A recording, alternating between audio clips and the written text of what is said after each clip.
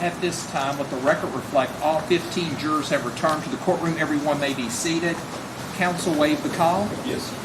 Mr. Young, call your next witness. I call Charlie Birch. Charlie Birch. Birch. B-I-R-C-H.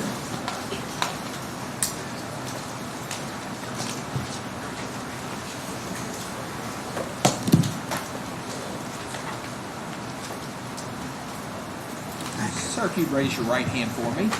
Do you swear or affirm the testimony you're about to give will be the truth, the whole truth, and nothing but the truth? Yes, sir. Thank you. If you'll have a seat right over there, please sit as close to the microphone as you can, and please answer all questions asked of you. Mr. Lisowski, proceed when you're ready. Thank you, Judge. Morning, Mr. Birch. Morning.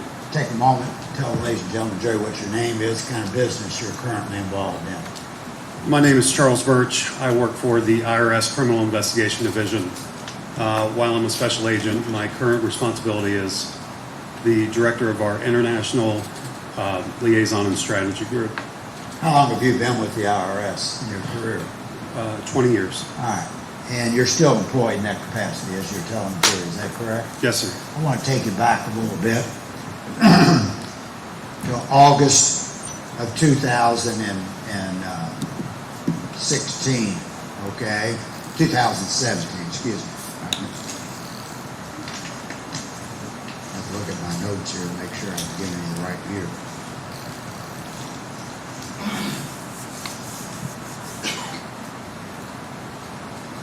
$2020. All right. Sorry. Want to take you back to that period of time. You were with the IRS then, is that correct? Correct. Special agent? Correct. Doing criminal investigations and responsibilities of that sort. Technically, I was a supervisory special agent at the time.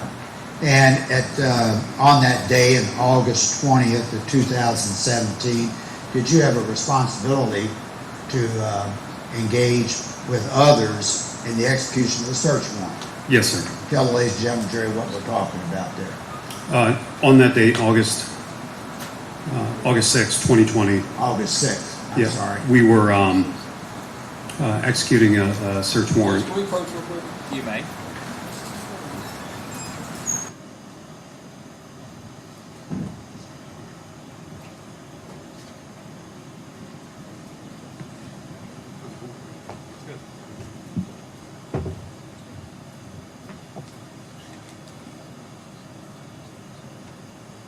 Is your microphone on? Yeah. No, I told you. Touch it. Okay. I was just, No. We just wanted to make I just sure. wanted to make sure you weren't going to say something that. These are the best types when I don't have to do anything. I just wanted to make sure you didn't say anything about an IRS investigation of Houck. Okay, yes, sir.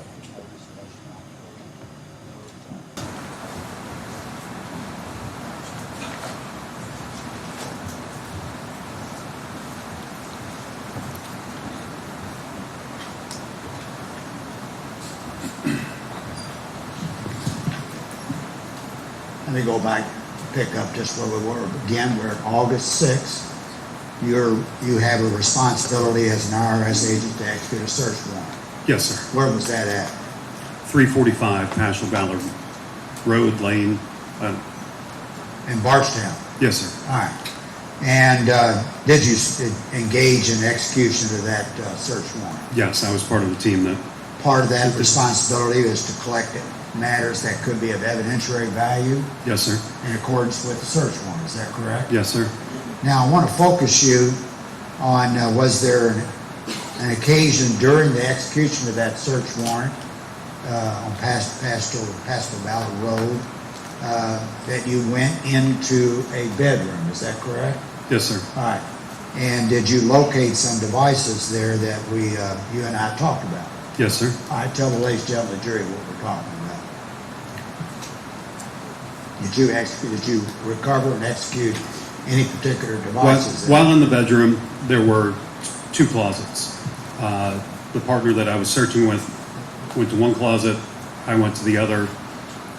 I visually and physically inspected every item in that closet. While doing that, there was a pair of pants where I discovered two digital voice recorders. We took photographs of those items where I found them. Then I prepared them to be logged into evidence and turned them over to the evidence custodian. And the job of the evidence custodian is to collect and preserve that evidence. That's Do correct. that? All right. And I showed you some photos. Yes. And with those, did you recognize those photos as part of your, as representing part of your duties at that time? Yes, sir. Those were the items I found. All right. I want to mark these, show it to council first. 48, 49, 50. Thank you.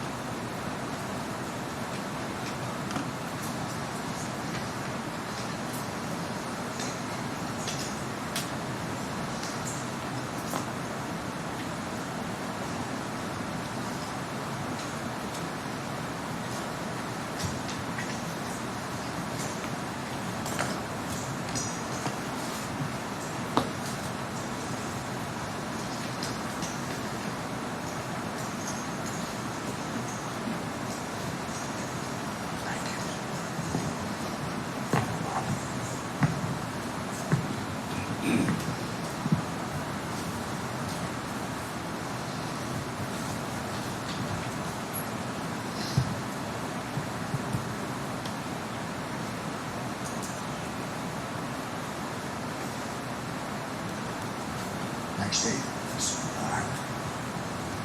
I want to show you now what I've marked purposes of exhibit this trial, items 48, 49, and 50.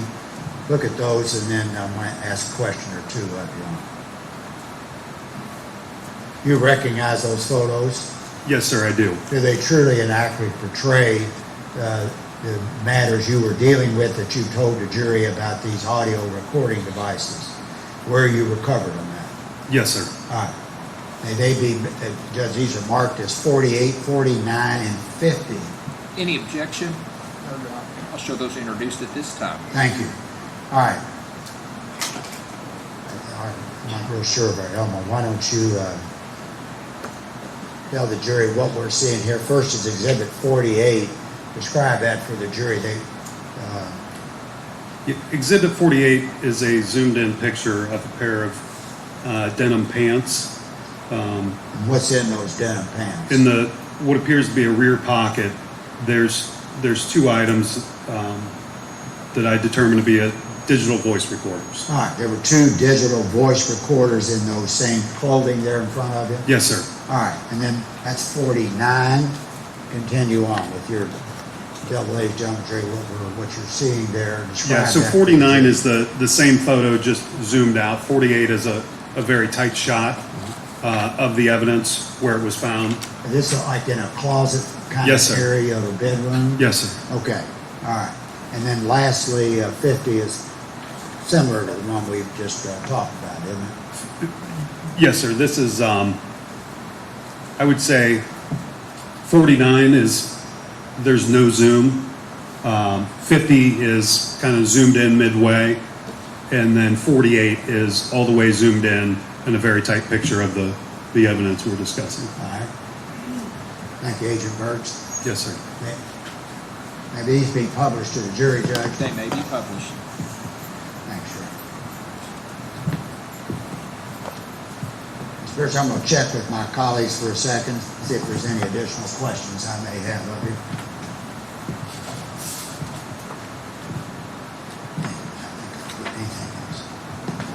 That's all I have. Extend the same courtesy to counsel for We don't Yes, have any sir. questions. No questions? Any questions? Any questions from any jurors? May this witness be foully excused? Yes, sir. You're foully excused. You may go. Thank you. Thank you, sir. Call your next witness. Call Chad Warner. Chad Warner.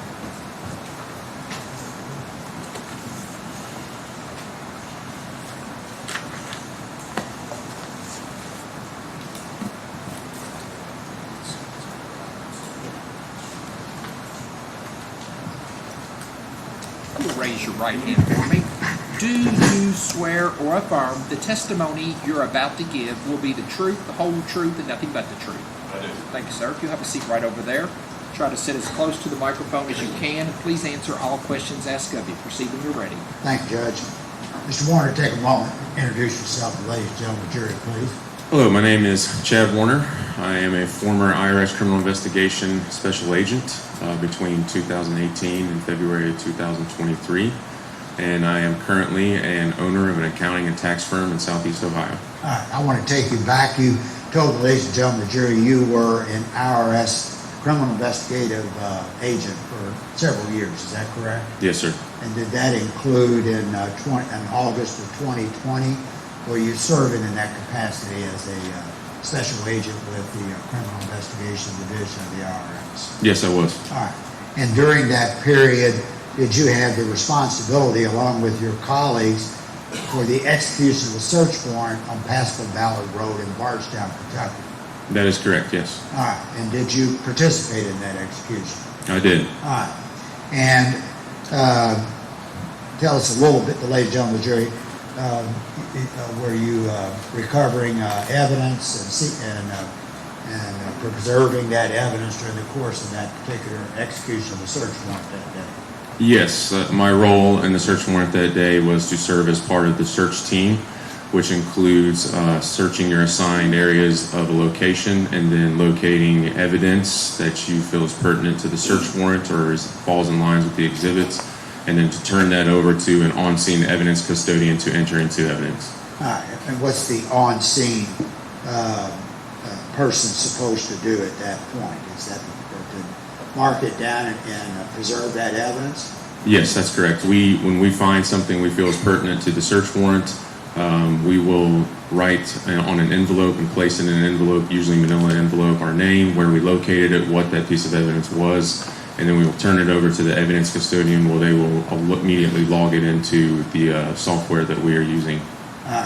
And I asked you earlier when you and I talked, in the course of your responsibilities there at Pascal Ballard Road, that house, did you recover it in an audio recording device? Yes, I did. All right. And tell the ladies and gentlemen of the jury how that occurred, what steps you took at that particular point in time. How did you find it, and what circumstances were? So at that point in time, I was serving as part of the search team in what I would call a master bedroom and searching through that. Inside the house, right? Yes, it is. Okay. Inside that master bedroom was a dresser that had doors on the front of it. I had made my way over to that dresser, opened the doors, and when I looked inside, there was what I initially thought was like a quilt bag or something of that sort. It turned out to be a stamp bag holding certain stamps, like bingo stamps. And so I pulled that bag out, and to make sure that I had seen all the contents of that bag, I dumped it onto the floor of the bedroom. And that's when I saw a tape recorder or some type of electronic device that's similar to that fallout. All right. And what did you do when you found that particular item, that audio recording device? I grabbed that item and recorded into evidence per the procedures that I previously discussed, where I placed it into an envelope, turned it over to the on-scene evidence custodian to log. All right. And is that done so that it's the evidence is preserved for use at trial or any other responsibility it may have? Yes, exactly. All right. Now, earlier today, did you get an opportunity to look at some photos? Did you see one that was particularly important to you? I did, yes. All right. Let me mark this as Exhibit 51.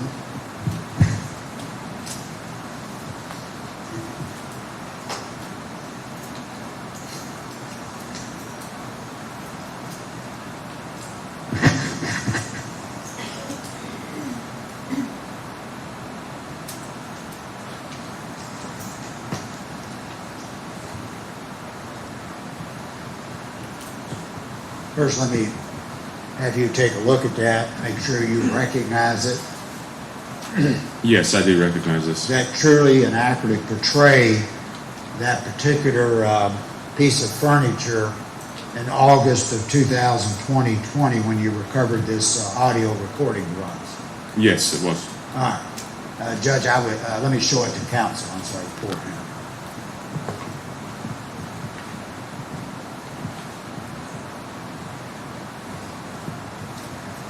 I'd move, Judge, Exhibit 51, the photo of the furniture, a piece of furniture he found an audio device in. Any objection to 51? I'll show it this time it's admitted into evidence. All right. Tell the ladies and gentlemen, jury, using that as best you can describe for them what you saw and what's showing in that picture. So what is in this picture is the dresser that I was referring to earlier, where you'll see the two doors on the front of it. I had opened those two doors, and inside those two doors on the front of the dresser is where I located the bag that I had dumped on the floor and where the tape recorder had fallen out of. It was inside a bedroom in the house, Yes, it was. and that was a piece of furniture inside that particular bedroom. Yes, it was. All right. This hadn't been admitted, Judge, may it be It's been admitted. seen to the jury. It may, Thank you, Sheriff. it may be published.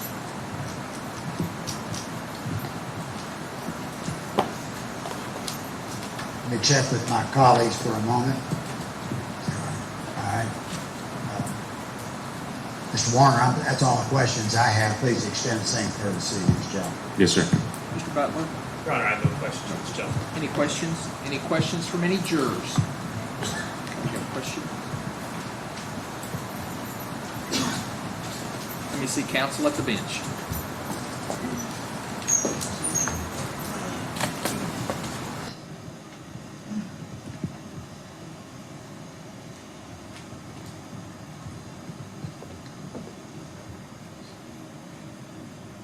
The juror wants to know whose house this is. That's a fair question. Yeah, that's a fair question. I think that's, The juror wants to know whose house this is. So yes. Ask that question. Thank you. Sir, the juror wants to know whose home this was. It was, I believe it was the mother of Brooks Houck, her residence. Any other questions from any jurors? Any redirect based upon that question? None for the Commonwealth. Any recross? No, sir. May this witness be foully excused? You're foully excused. You may go. Thank you. Thank you, Your Honor. Call your next witness. Amber Bowman. Amber Bowman.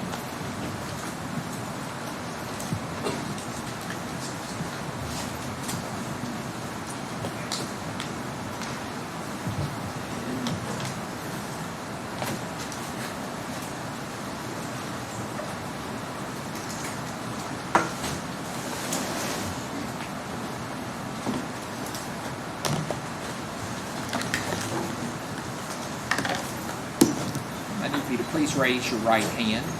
Do you swear or affirm the testimony you're about to give will be the truth, the whole truth, and nothing but the truth? Thank you, ma'am. If you'll have a seat right over there, try to sit as close to the microphone as you can, and please answer all questions asked of you. Mr. Young, proceed when you're ready. Amber, go ahead and introduce yourself, ladies and gentlemen of the jury.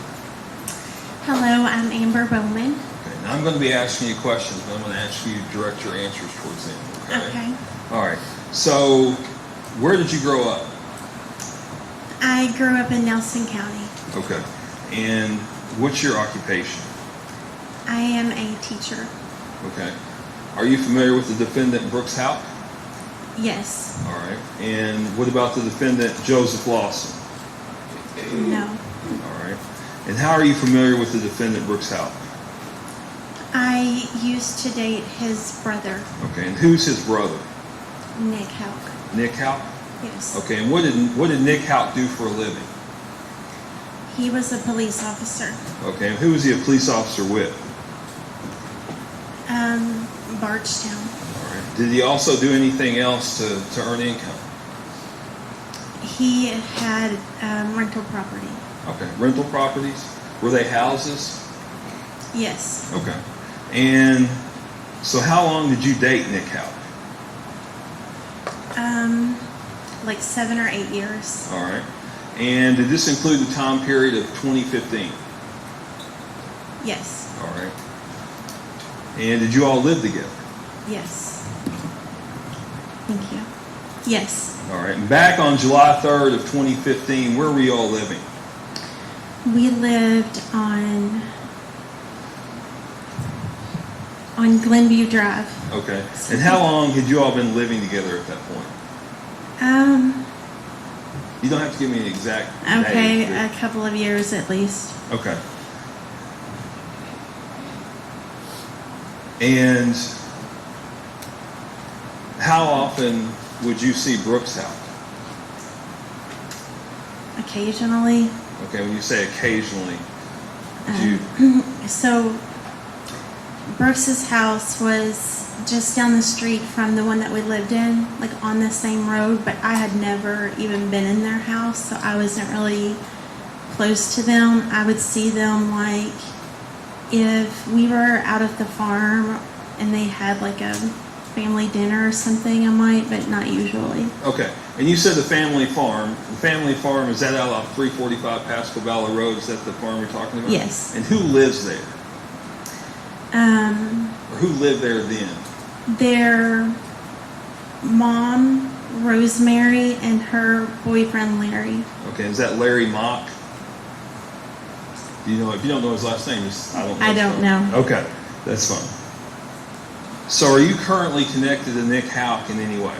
No. Okay, and did you all at some point separate?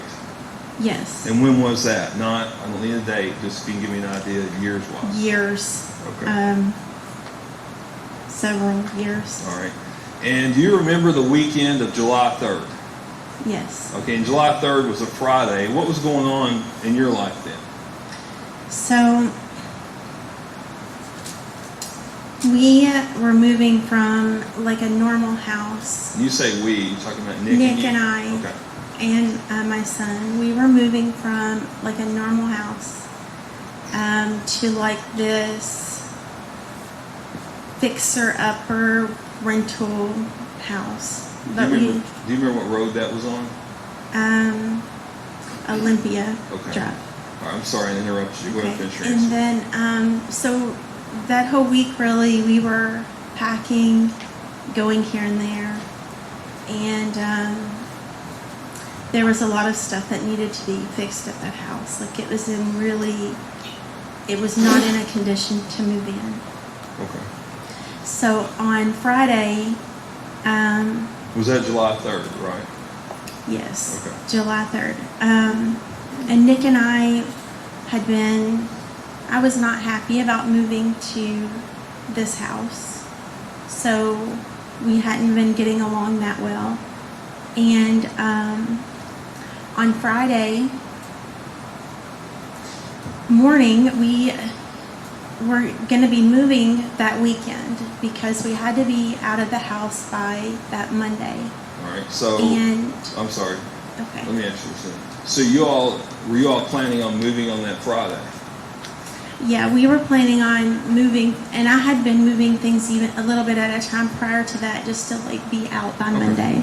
Okay. Go ahead and you can continue on. Okay, so that morning, Nick said that he was going to go help Brooks at a rental property. And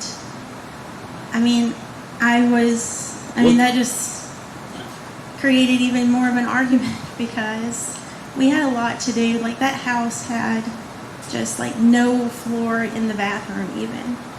And I thought,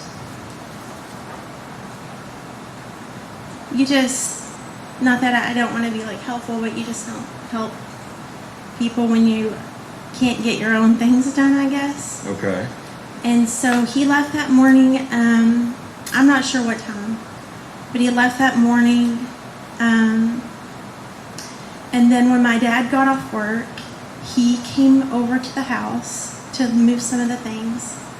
And when was And- that? You don't have to tell me the exact time. Well, my dad he works the same job, so he usually gets home around 2:30 if he doesn't work over. Okay.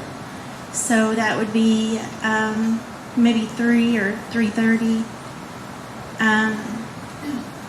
if he didn't work over. But when Dad got there, I was telling him that Nick is not there to help. He went to help Brooks on a rental property.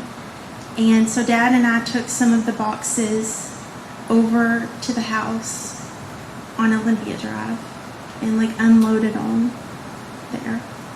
Okay. And do you know how many loads you took? I don't think that we moved, maybe just one. I don't think that we did as much on that Friday because there was a lot of like furniture and stuff, and it was just my dad and myself. So we took most of the things Saturday when he had, Okay. Stuff you could carry. yeah, in his like trailer and things. Okay. All right. And did you all go over to Olympia? Yes. All right. And was Nick Houck there? No.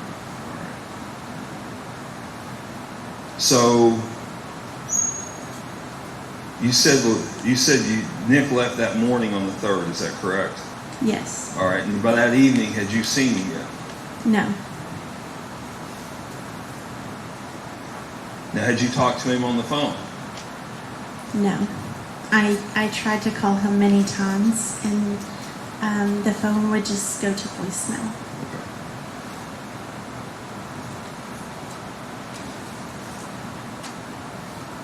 Now, had he ever? Was Nick supposed to help move?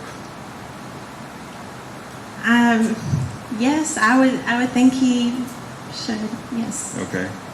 And did he ever tell you he was not going to help move? No. Okay. So tell me about that evening after you get done moving. Did Nick come home? No, I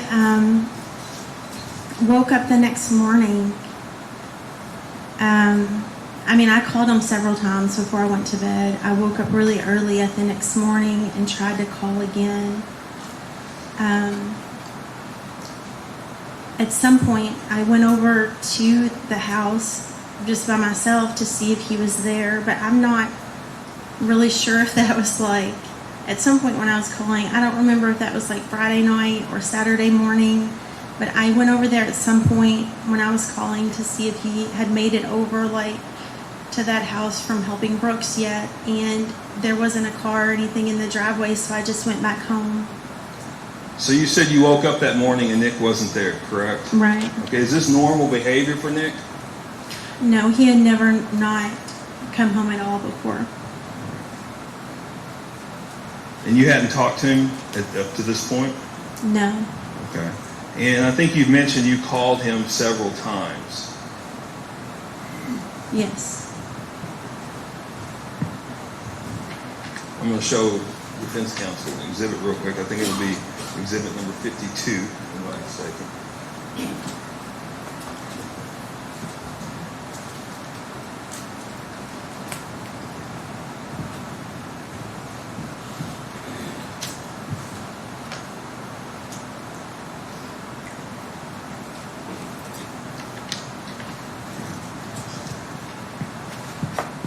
Ms. Bowman, I'm going to show you what's marked as Commonwealth's Exhibit number 52, which is a summary of phone calls. And could you tell me who the phone calls are between?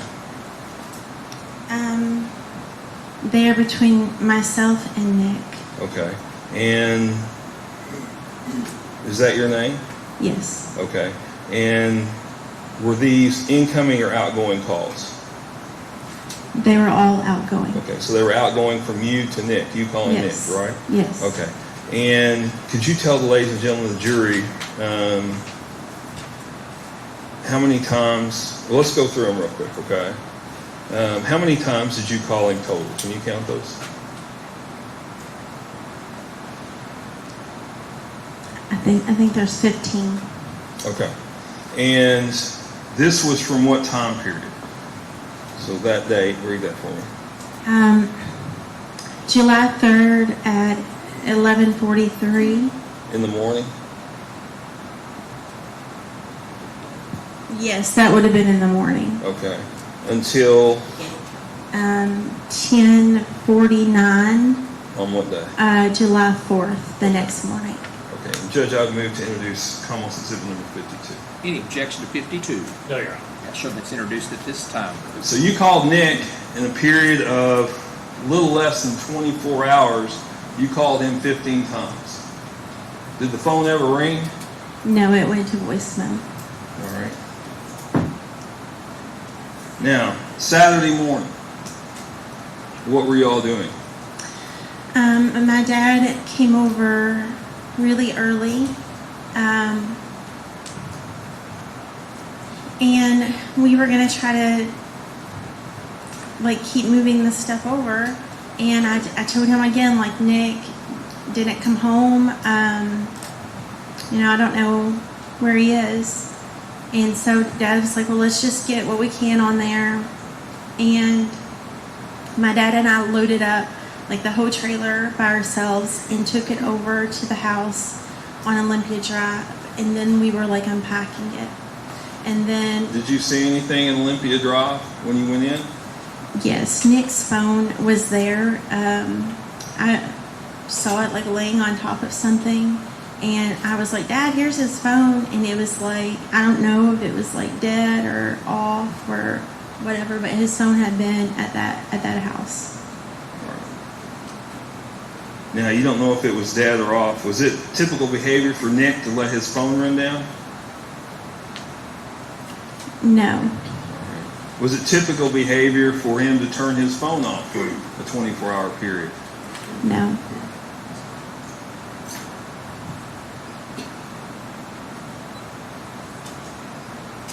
Did Nick ever show up? Yes. So we unloaded the trailer and then we got back to Olympia Drive and started like loading the trailer back up again with more things, and that's when Nick came. Okay. Did he explain where he'd been? Yeah, I was like, where have you been? You know, I've tried to call a bunch of times, and he said he was working at the house. At what house? I thought at the time that he had been at work, hopefully working at the house on Olympia Drive. Now, when you went there, had there He been... wasn't there. I'm sorry. Right. And when you went there, had there been any work done there that you could tell? Not that I could tell. I don't really know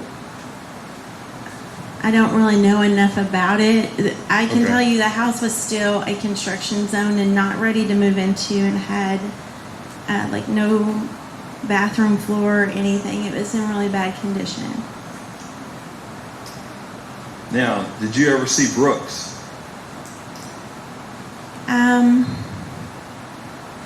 Not on Friday or Saturday, but there was a brief, like on Sunday, Rosemary and Brooks and they had Eli, and they just briefly stopped by the house on Olympia Drive, and Nick went over and talked to them for, you know, just a minute or two, I guess, like a really short time. All right. And did they stay? No. Did they leave? Yeah, they left. Was that after the conversation with Nick? Yes. All right. Hang on one second there. Let me check something.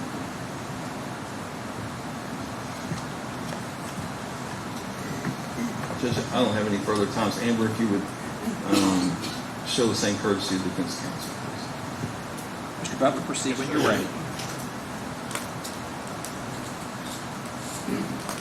Good morning. Good morning.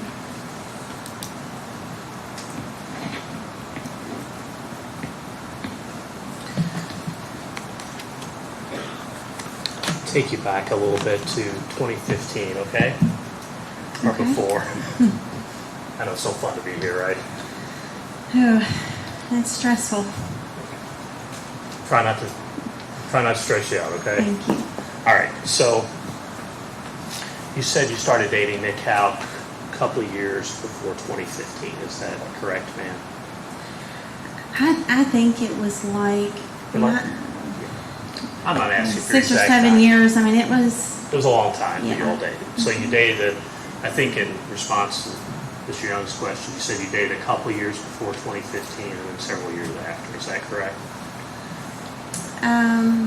No, most of the time that we had dated was before 2015. And when did you all break up? What time frame? Soon after that, I'm going to say about 2016 or so, I bought a house in 2016 and moved to that. Okay, so in 2015, when you all were dating, going into that July 3rd weekend, You lived on Glenview Drive, correct? Yes. And it was you and Nick Yes. and your son, correct? Yes. And how old was your son at that time now? He was 9 or 10. Okay. And at that time, Nick was employed as a Bardstown police officer, correct? Yes. He was a patrol officer, correct? I think so, yes. Yeah, he wore a uniform to work, right? Yes. He wasn't a detective, right? Right. Okay. And he also, I think you said he had rental properties, correct? Yes. Now, Brooks is his brother, and I think you said you'd see him sometimes on the family farm, correct? Right. Maybe occasionally at other times, but you all didn't go back and forth to each other's houses and have dinner together all the time, correct? Right. And Brooks was also had rental properties, correct? Yes. Okay. And he lived with Crystal, Yes. and you knew her as well, correct? Right. And they had one child together, Eli, correct? Right. And Eli was, I guess, about 2.5 back then. Does that It was sound very right? small.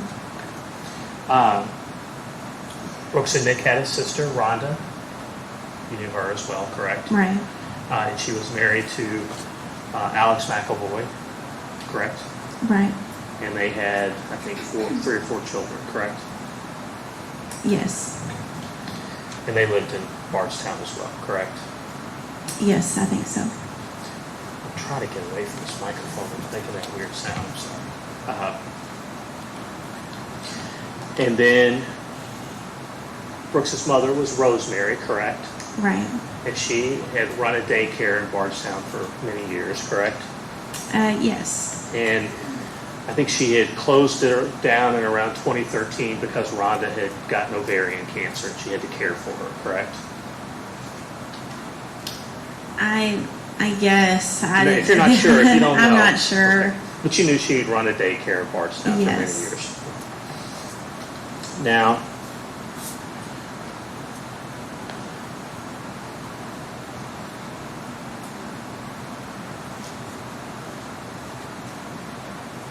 when Nick was a police officer working back in the 2015 timeframe, he typically worked later shifts, correct? Yes. So it was normal for him to be gone frequently at night, correct? Yes. As we talked about, he also worked on rental properties frequently, correct? Yes. So he was gone frequently at night on rental properties as well, correct? Yes. I think you had told an FBI agent that he worked on rental properties late into the night often. Does that sound accurate? At times, he would be, like hanging cabinets or something at, 2 or 3 o'clock in the morning. Yes. He used to come home very late, correct? Right.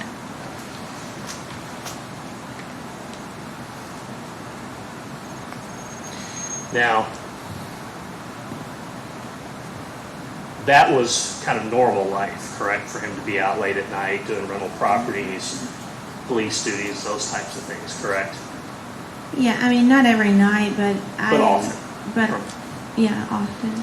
Now,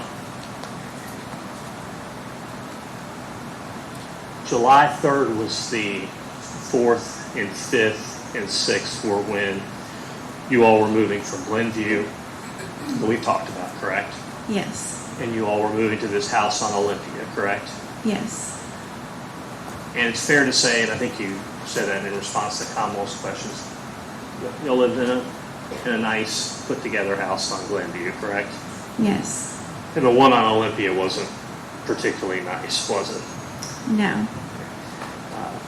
Because he did rental properties, he flipped properties, correct? Yes. So you sell the good one, you move into the not-so-good one, you fix it up, you try to flip it, you try to buy the next one, correct? I guess. But it ain't great if you're No. living someplace decent and... Right. Okay. Now,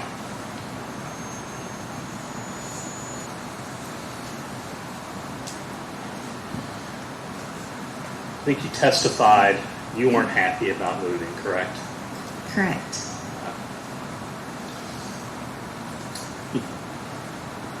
So Nick leaves sometime in the morning of July the 3rd, correct? Yes. And you are in a position where you're going to a house that is in disrepair, correct? Yes. You're leaving a house you like. Yes. You've got to move boxes and material and bigger furniture items, yes. correct? And you got a kid that's 10 years old, right? Right. And I think you testified this was not, you all were not happy with each other over the situation, correct? Correct. Lack of a better term, you were mad at it, right? Yes. Okay. And probably fussing at it, correct? Right. So, at some point, that morning, some point, I think around 11:43, it was what the Commonwealth said, you called, the phone was off, correct?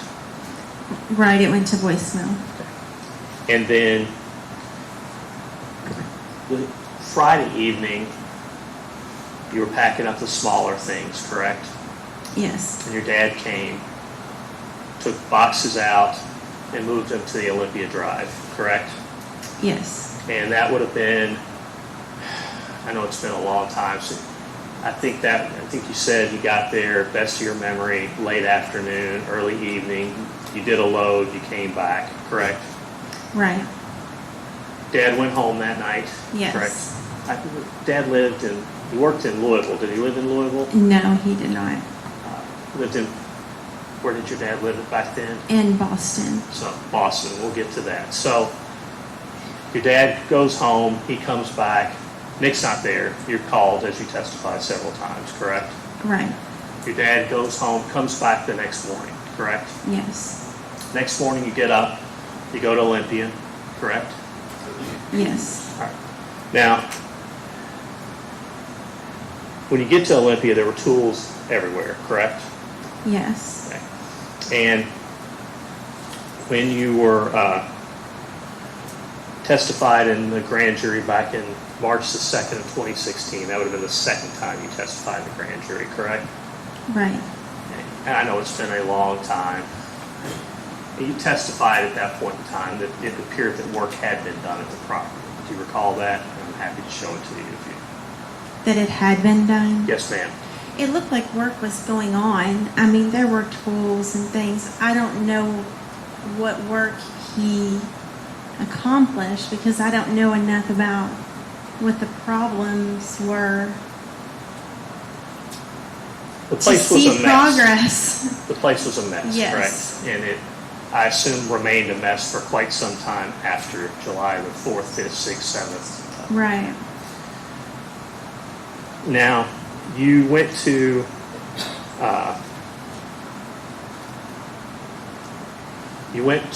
Olympia the next morning, correct? Yes. And you got there, you testified you didn't see Nick at that point, correct? Correct. And you dropped off what you dropped off, you came back to your house at Glenview, correct? Yes. And when you got to Glenview, very shortly, or right about the same time, Nick was at Glenview, correct? Yes. Okay. Now, after Nick gets to Glenview, you all move, I guess Nick and your dad move the furniture from Glenview to Olympia for the rest of the day, correct? Or for a good portion of the day. Yes. Okay. Now,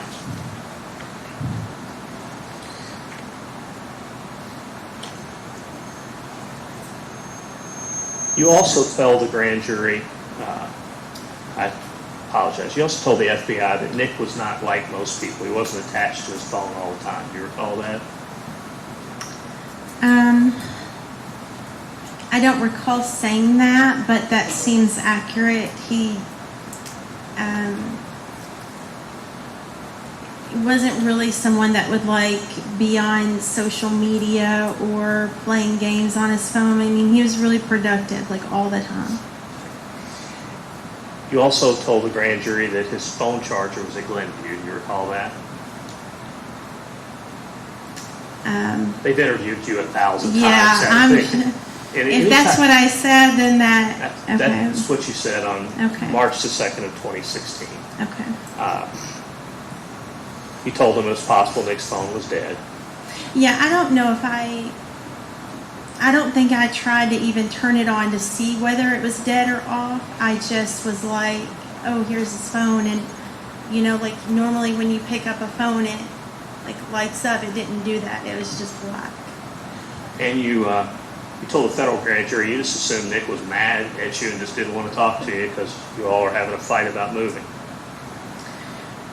Yeah, I thought that he may have been avoiding.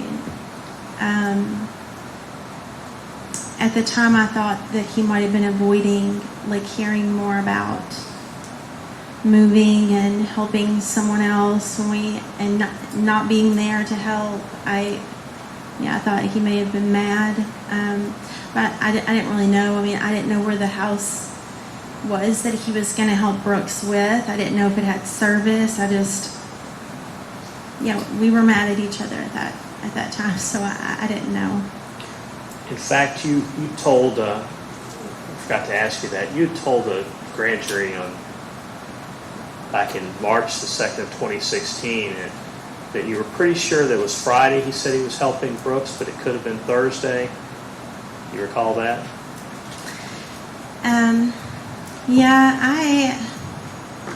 That whole week was, I guess, busy with moving. A lot of days went the same of like working on that house that we were moving to, packing. You know, I have a son. It was just, I'm pretty sure that it was Friday because later on, I guess they like showed me phone records and stuff, and whichever day that I kept calling him was the day that he was gone to help Brooks. And you told them whether it was Thursday or Friday, you were certain that it was during the day, not at night, correct?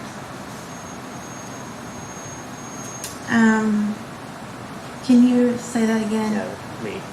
That it was And during I'm the day. happy to show you this stuff. Yeah, you told the grand jury in 2016 that whether he was helping Brooks on Thursday or Friday, it was during the day, not at night. Does that sound like what you testified to? He left during the day early. I don't know what time he left, but I know it would have been before I started calling. And so he said he was going to help Brooks on a rental house whenever he was leaving that morning. Yes. Now, when you all reconnected back in sometime early morning hours of July the 4th, and that's at the Glenview house, correct? No, I think he comes to the Glenview Drive house. That's what I said. Oh, Sorry, maybe I Glenview. misspoke. Okay. Yeah. So you guys reconnect July 4th morning, and that's at Glenview, correct? Yes. And I think you testified on direct. You asked him where you been, correct? Yes. And he said, I've been working at the Olympia house, correct? He said, I don't know that he said at the Olympia house. I think it was just like, I've been working, like. Give me 1 second. Okay.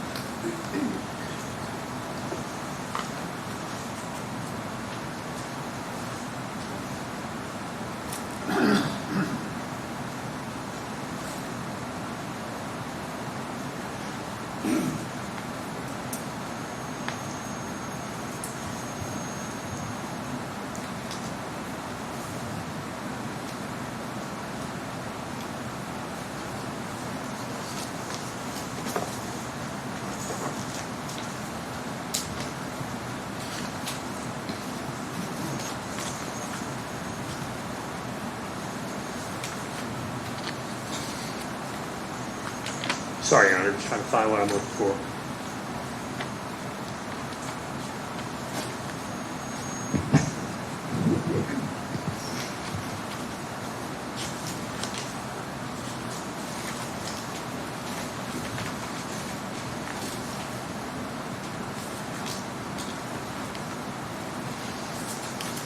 So when you asked that, when they asked you that, you said he was working on that house, correct, when he came home? Yeah, he was just like, I've been working on that house. Okay. Now,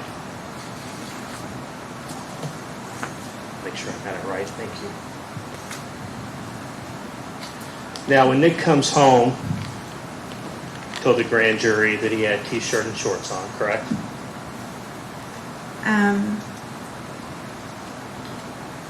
I don't remember now, but yes, that would have been accurate if that's.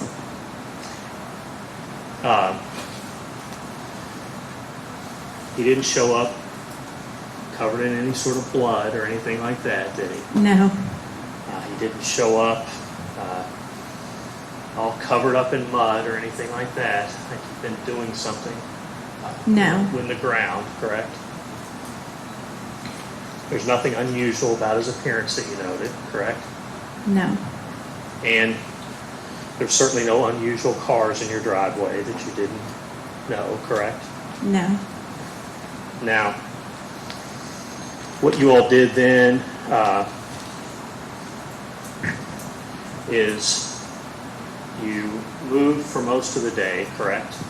Right, And you, Nick, and your dad, correct? right. And then you all went to a fireworks show that you all go to every year, correct? Yes, And Nick went with you. Is that accurate? yes. 1 second.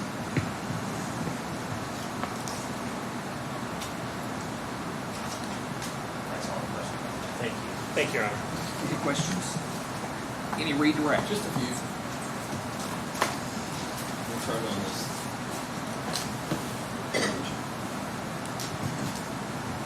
So Amber, just real quick, I just got a couple of questions, follow-up questions for you.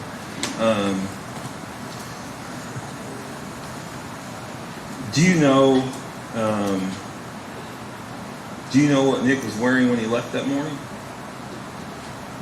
I know you testified, you agreed with the defense counsel that he'd probably come home in shorts and a t-shirt. If that's what was on the testimony, but I don't remember what he had on that morning. Okay. Do you remember when you went over to Olympia Drive that morning, or even that evening? Because you said it may have been that evening you went over there. At some point I went by myself. I don't remember what time, and it was like a brief, just see if he's at that house yet, and nobody was in the driveway. So you went over there a couple of times. You went once, about 3 times. You went that day, that Friday, you and your dad took a load over there, is that right? Right. Then you went back at some point to see if you could find him. Right. And then y'all went back over there the next morning. Yes. Okay, was his truck there any times you went over there? No. All right.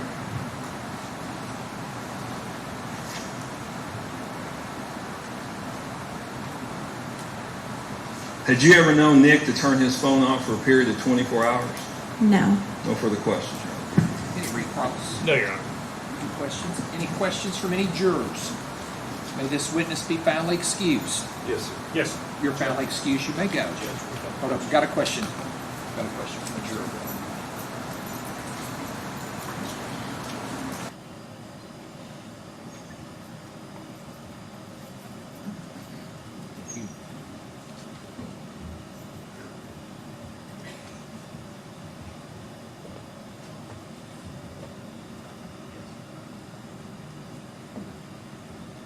The question is, did Nick tell you the reason of him leaving the phone where you found it? You can. I don't have an objection. I don't have an objection to it.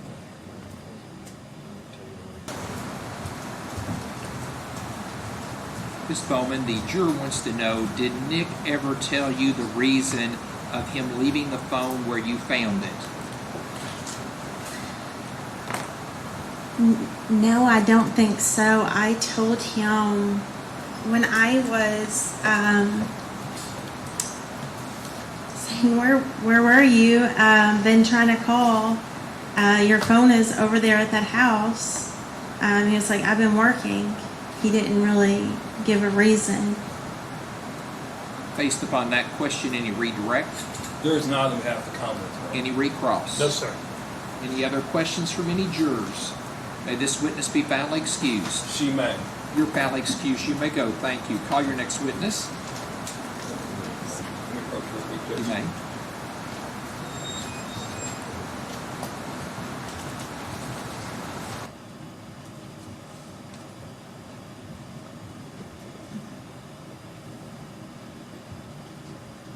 The next witness is going to be just a little bit lengthy. I didn't know if you wanted to. Good time to. I think so. Yes, sir. Push me. Yes, sir. Thank you.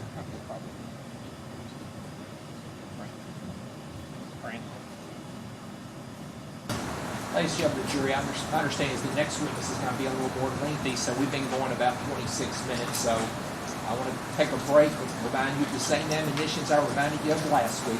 Do not discuss this case among yourselves. Do not let anyone discuss this case with you. If anybody attempts to discuss this case with you, I need for you to immediately report that to me, and you're not to finally make up your mind about the case until all the proof has been presented, the instructions provided to you by the court, and you've gone to the jury room to consider what your fellow jurors have to say about the case. We'll take a 15-minute break. You may go with the vote.